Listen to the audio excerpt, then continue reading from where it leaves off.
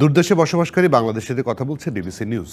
তাদের সুখ দুঃখ, হাসি কান্না, আশা নিরাশার কথা সবার সামনে তুলে আনতে আমাদের আয়োজন দূরদেশে সুখ দুঃখ।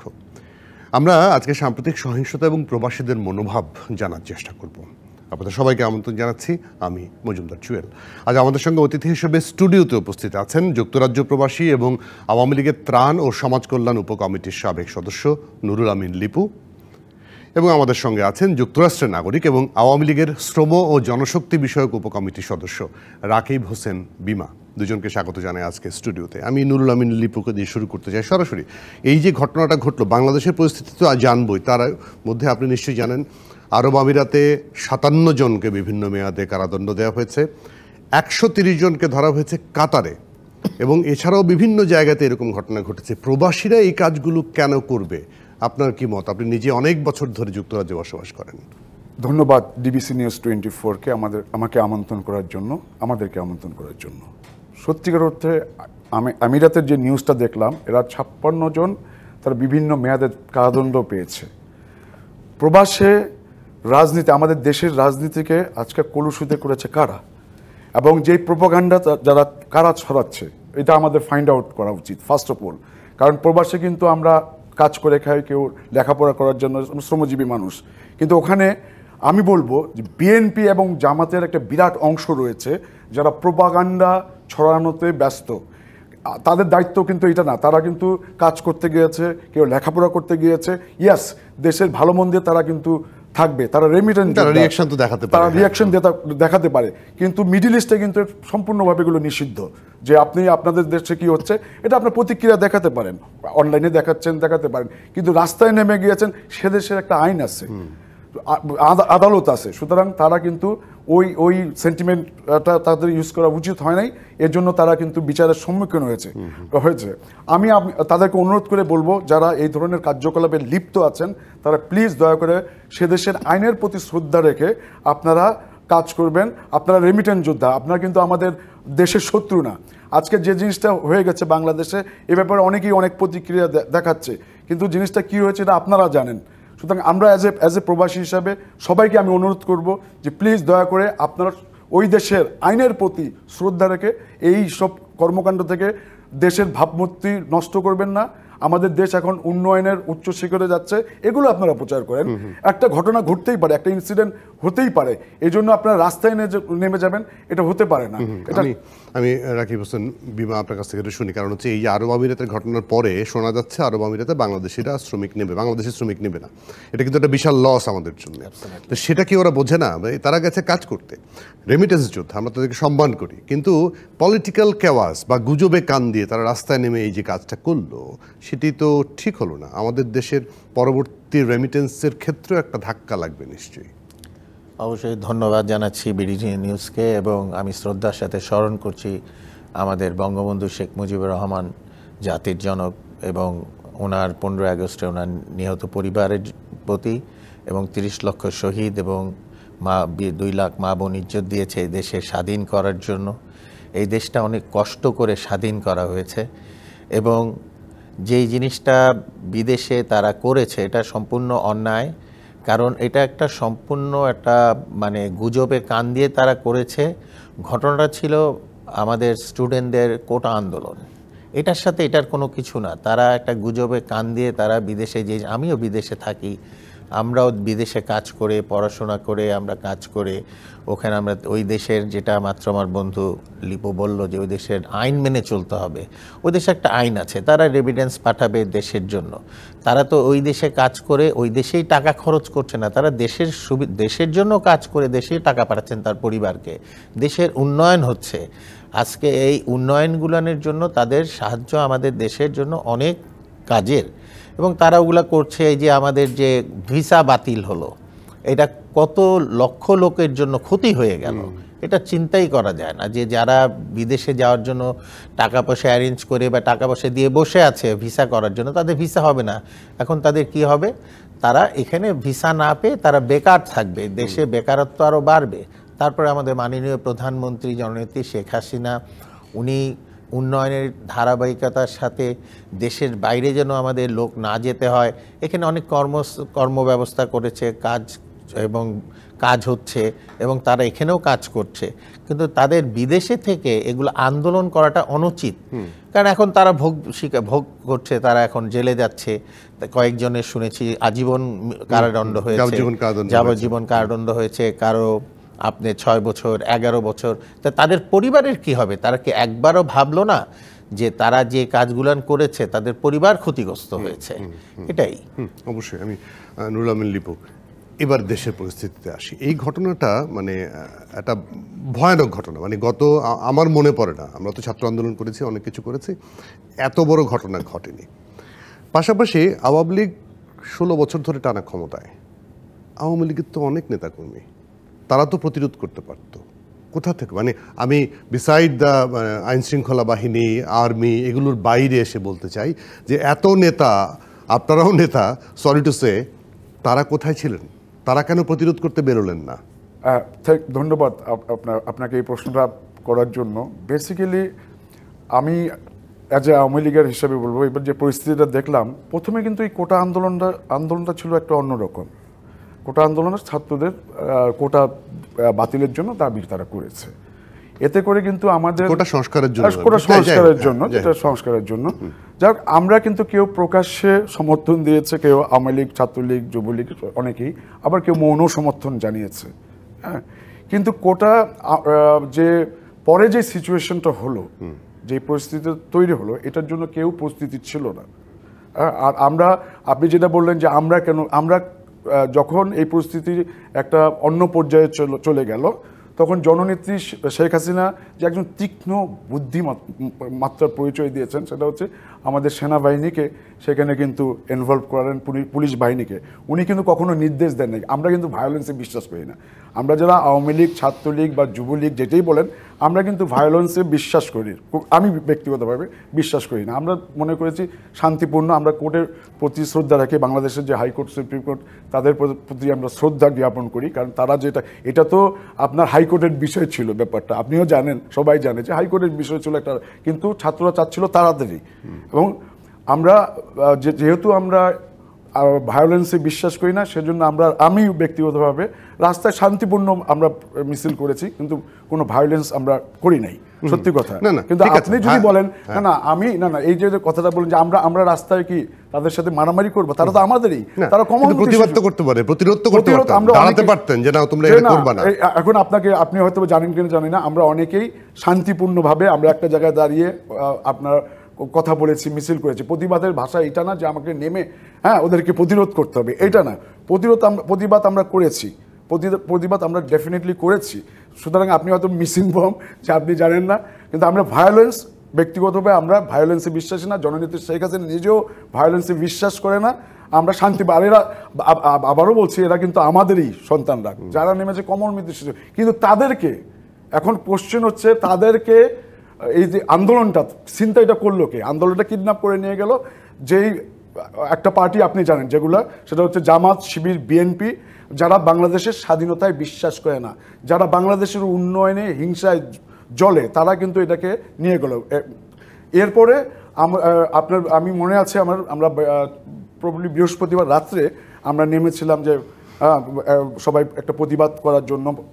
তখন আমাদের কাছে নিউজ আসলো যে আর্মি কারফিউ জারি হয়ে যাচ্ছে, আর্মি এবং অন্যান্য আইন শৃঙ্খলা রক্ষাকারী বাহিনীরা তারা নামছেন। সুতরাং এবং আমাদের দল থেকে নির্দেশ দেওয়া হলো যে যার ঘরে ফিরে যাও। তখন আমরা তখন তো আইন শৃঙ্খলা রক্ষাকারী, আমি সে জায়গাটায় আসবো আবার। আমি একটু বিমা ভাইয়ের কাছে শুনবো, তবে একটা বিরতি নিয়ে আসি। শুনবো এটা যে এই যে জামাত শিবিরের কথা এত বলা হচ্ছে, তাহলে 16টা বছর আপনারা করলেন কি? এই যে স্বাধীনতা বিরোধী, দেশ বিরোধী, এই কথাগুলো আমরা শুনে আসছি, রাজাকারদের লোকজন, নাতিপুতি, যাই বলি না কেন, এরা একটা সময় শুনলাম যে এরা নাই, এরা স্থবির হয়ে গেছে, এদেরকে পাওয়া যাচ্ছে না। এখন ওরা কোত্থেকে গর্ত থেকে উঠে আসলো? তাহলে কি দলীয় ব্যর্থতা বলবেন, গোয়েন্দা ব্যর্থতা বলবেন, কি ব্যর্থতা? একটা ছোট্ট বিরতি নিয়ে এসে আপনার কাছ থেকে নেব। দর্শক, দূরদেশের সুখ দুঃখ থেকে নিচ্ছে ছোট্ট একটা বিরতি, সঙ্গে থাকবেন। দূরদেশের সুখ দুঃখ আয়োজনে আমন্ত্রণ আরও একবার, সঙ্গে আছি আমি মজুমদার জুয়েল। আজ আমাদের সঙ্গে অতিথি হিসেবে স্টুডিওতে আছেন যুক্তরাজ্য প্রবাসী এবং আওয়ামী লীগের ত্রাণ ও সমাজ কল্যাণ উপকমিটির সাবেক সদস্য নুরুল আমিন লিপু এবং যুক্তরাষ্ট্রের নাগরিক ও আওয়ামী লীগের শ্রম ও জনশক্তি বিষয়ক উপকমিটির সদস্য রাকিব হোসেন বিমা। রাকিব হোসেন বিমা, যে প্রশ্নটি করেছিলাম, ওরা আসলো কোত্থেকে, আপনারা কোথায়? অ্যাকচুয়ালি জামাত, শিবির শিবিরের জন্ম আজ না, কাল না, স্বাধীনতার যুদ্ধের আগের থেকেই তাদের জন্ম। তাদের জন্মের পর আমরা দেশ স্বাধীন করলাম, আমরা যুদ্ধ করে।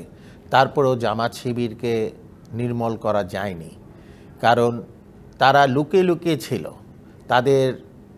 কে লালন পালন করছে সন্তানের মতো বিএনপি, এবং তাদের ফান্ডিং আসতেছে বিভিন্ন দেশ থেকে, তারা লুকিয়ে থাকতেছে। আমাদের ব্যর্থতা কিছু না।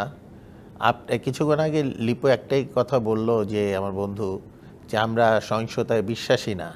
আমাদের মাননীয় প্রধানমন্ত্রী দেশ পরিচালনা নিয়ে ব্যস্ত, দেশের উন্নয়ন নিয়ে ব্যস্ত, এবং তারা এরকমও আমাদের মনে হয় তারা চুপচাপ ছিল, বা আমাদের ভিতরেও তারা ঢুকে গেছে, আমরা বুঝতে পারিনি যে আমাদের লোক তারা, কিন্তু তারা আসলে জামাত শিবির। কারণ জামাতের লেভাসটা বোঝা খুব দায়। তারা কমব্যাটে থাকে, তারা মসজিদে থাকতেছে, তারা ইউনিভার্সিটিতে পড়ছে, তারা ইউনিভার্সিটির ছাত্রদের ব্রেন ওয়াশ করছে, যেটা আমাদের মধ্যে নাই। আমরা শুধু বুঝি আমাদের স্বাধীনতার যুদ্ধে 30 লক্ষ শহীদ হয়েছে, 2 লক্ষ মা বোন ইজ্জত দিয়েছে, মুক্তিযোদ্ধারা যুদ্ধ করেছে, আমাদের দেশ, আমরা স্বাধীন, আমরা এখন খুব ভালো আছি স্বাধীন দেশে। কিন্তু জামাত শিবির সেটা চায় না। জামাত শিবির চায় পাকিস্তান কায়েম করতে, তারা চায় দেশের ভিতরে একটা অরাজকতা করতে। তাদের মাথা নষ্ট হয়ে গেছে বিএনপি জামাতের। আমি জামাতকে আগে আনবো না, আমি বিএনপিকে আনবো। তাদের মাথা নষ্ট হয়ে গেছে যে আমাদের দেশের এত উন্নয়ন, আমাদের মাননীয় প্রধানমন্ত্রী জননেত্রী শেখ হাসিনা যে দেশ ছাড়া কিছুই ভাবেন না, ওনার কিছুই চাওয়া পাওয়ার নেই, উনি সবই হারিয়েছেন। উনি আমাদের দেশের উন্নয়নের কাজে হাত দিয়েছেন। আপনি খালি জিনিস চিন্তা করেন যে তারা কতটুকু খারাপ হলে আমাদের বাংলাদেশে যে মেট্রো রেল হবে, এটা আমরা কোনো সময় চিন্তাই করতে পারিনি। বাংলাদেশে যে এলিভেটেড এক্সপ্রেস আমরা চিন্তাই করতে পারিনি। বাংলাদেশে ফ্লাইওভার হবে আমরা চিন্তাই করতে পারিনি। স্বপ্নের পদ্মা সেতু হবে চিন্তাই করতে পারিনি। সব বাস্তবায়ন করেছে আমাদের মাননীয় প্রধানমন্ত্রী জননেত্রী শেখ হাসিনা। ওনার দুঃসাহসিকতার কারণেই এগুলো সম্ভব হয়েছে। উনি এত কর্মঠোর, উনি এত ভবিষ্যৎ দিকে চিন্তা করে, যে ভবিষ্যতে আরো 20 বছর 40 বছর পর, এবং সেগুলো ধ্বংস করার জন্যই তারা মাঠে নেমেছে। কিন্তু এই যে ধ্বংস করলো, ওরা কি একবারও ভাবলো না যে এই কার সম্পত্তি এগুলো, এত টাকা খরচ করে বানিয়েছে, এত কষ্ট, আমরা কত কষ্ট করেছি, আমরা কত ভোগান্তি ভুগেছি ট্রাফিকের। আজকে এলিভেটেড এক্সপ্রেসওয়ে নেই। আমি একদম পরিষ্কার নুরুল আমিন লিপু, ওই জায়গাটায় আমি একটু যে বিএনপি জামাতের কথা বলছি না, ওরা কিন্তু এখানেই ঘাপটি মেরেছে তা না। প্রবাসে কিন্তু আপনি জানেন যে ওপেন তারা রেমিটেন্স না পাঠানোর জন্য প্রচারণা চালায়, লিফলেট বিতরণ করে, বলে যে আমাকে টাকা দাও, আমি পুরো টাকাটা পৌঁছে দেবো, সরকারিভাবে পাঠানোর দরকার নাই। সেটিও তো প্রতিরোধ করা যাচ্ছে না। আমি বলবো যে হ্যাঁ, আমাদের কিছু ব্যর্থতা রয়েছে, এটা অস্বীকার করার উপায় নেই। কারণ দেখেন, একমাত্র মিডল ইস্ট ছাড়া আপনার যুক্তরাজ্য বলেন, যুক্তরাষ্ট্র বলেন বা ইউরোপিয়ান ইউনিয়ন, তারা কিন্তু ডেমোক্রেটিক। তারা আপনি আন্দোলন করেন, কোন দেশের নাগরিক কোনো ব্যাপার না, তারা কিন্তু অ্যাকসেপ্ট করে নেয়। এখন ওখানে আমাদের যে অ্যাম্বাসিগুলো রয়েছে, তারা মাইন্ড করতে পারে, আমার কিচ্ছু আসে যায় না। অ্যাম্বাসিটা হচ্ছে লিটল বাংলাদেশ, একটা অ্যাম্বাসি। সুতরাং তাদের কিন্তু দায়িত্ববোধ রয়েছে। যারা আমাদের স্বাধীনতার চেতনায় বিশ্বাসী, যারা শুধু আওয়ামী লীগ আমি বলবো না, যারা আমরা বাংলাদেশের স্বাধীনতা অক্ষুণ্ণ রাখার জন্য সবাই একসাথে থাকি, তাদেরকে নিয়ে কিন্তু এই অ্যাম্বাসিরা আলোচনা করতে পারে। এবং এই অ্যাম্বাসির যারা আপনার যারা অ্যাম্বাসেডর আছে, তারা ওই দেশের সরকারের সাথে কথা বলতে পারে যে ওরা এভাবে জিনিসটাকে এভাবে নিচ্ছে, এভাবে কিন্তু না। তারপরে আমি আজকে স্বীকার করি কিছু ব্যর্থতা রয়েছে।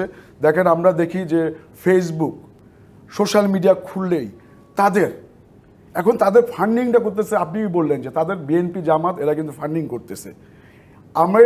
যেই আন্দোলনটা শুরু হলো, প্রথমে এটা শান্তিপূর্ণ আন্দোলন ছাত্রদের ছিল, কিন্তু তখন কিন্তু পরে যখন শুরু হলো আন্দোলনটা একটা হিংস্রতার রূপ নিল, তখন কিন্তু আমাদের আইসিটি ডিপার্টমেন্ট তারা কিন্তু এর আগে অ্যাকশনটা নিতে পারত। কারণ সোশ্যাল মিডিয়া এদেশের কন্ট্রোল বাই আমাদের আইসিটি ডিপার্টমেন্ট।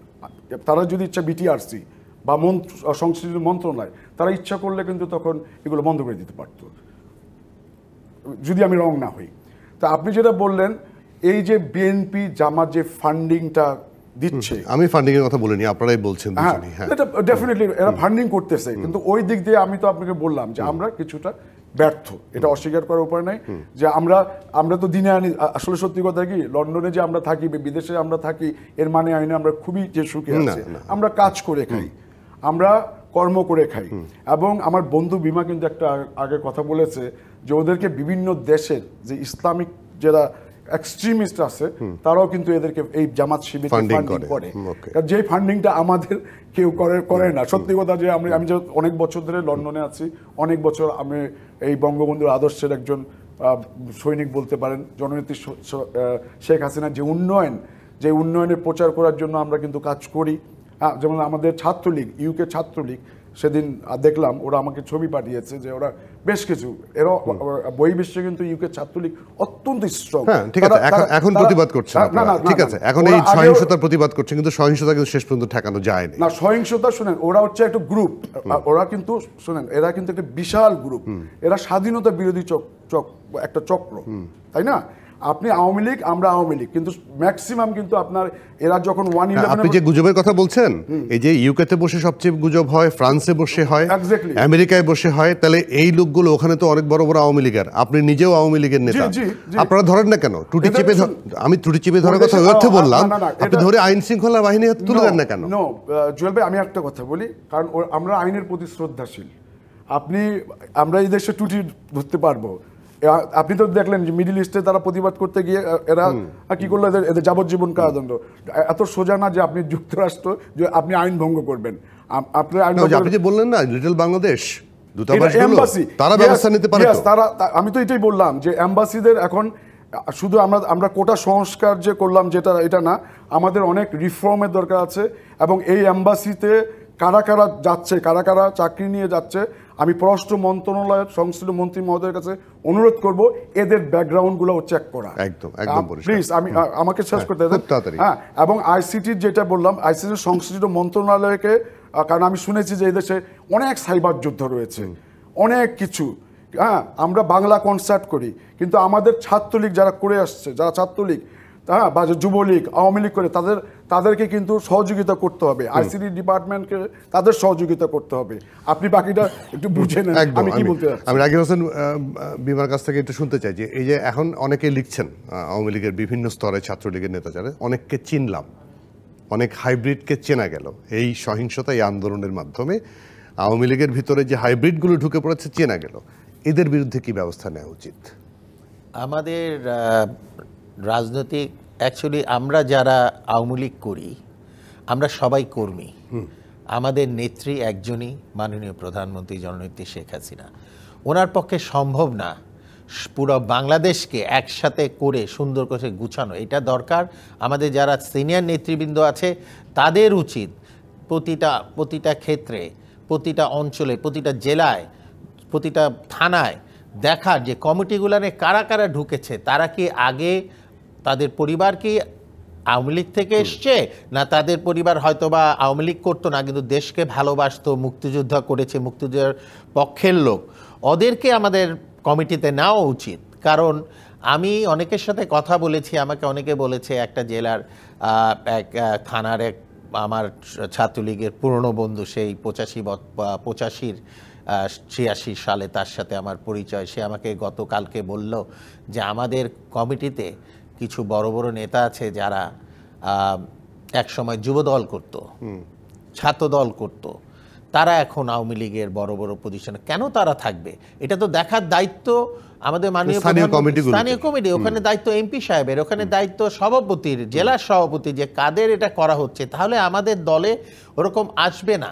আমার এখনো মানে মনে পড়ে, আমরা যখন ছাত্রলীগ করতাম, আমরা লুকিয়ে লুকিয়ে বাসার থেকে মায়ের ব্যাগের থেকে টাকা নিয়ে আমরা ছাত্রলীগ করতাম বন্ধু বান্ধব মিলে। খেতে হলেও তো পয়সা লাগতো, তখন তো পয়সাটা ছিল না, আমাদের মধ্যে একটা আন্তরিকতা ছিল।